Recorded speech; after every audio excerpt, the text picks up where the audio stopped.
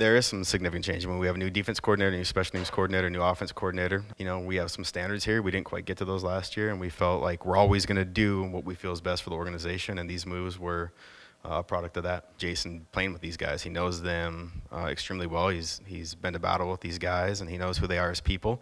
It's important that they're Eskimos. That's great, but we feel that's icing on the cake. These guys are qualified coaches. We're not going to hire someone simply because they played here and had success as players. These guys have good resumes. They've been at prominent organizations. They know their stuff. It's not just because they're Eskimos. They're qualified coaches. The coaches, a lot of them, obviously Mike Benavides is a football operations salary cap portion. Rob Ralph and Chris Milo are a byproduct of the football operations salary cap.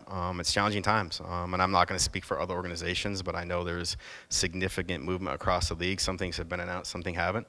And that's the world we're living in right now, unfortunately. Another organization reached out to ask permission to speak to Paul Jones, and Paul does a phenomenal job. He's become a friend of mine. I'll say he's become a good friend.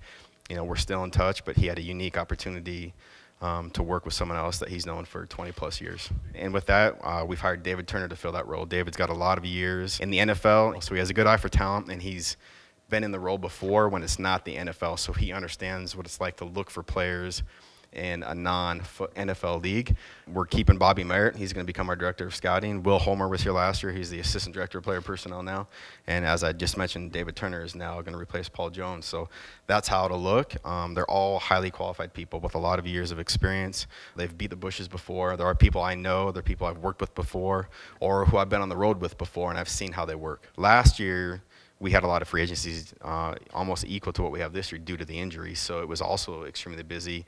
With the focus last year based on how we finished in 17 and how close we were to where we wanted to go, the emphasis was trying to bring the same group back, keeping the continuity. We felt we had a good thing going. This year's going to be a combination of all the above. It's going to be simply finding the best players, whether they're with us and we can get them back, or if other players from other teams hit the market and we feel they're better than what we have, then we're certainly going to go after those guys.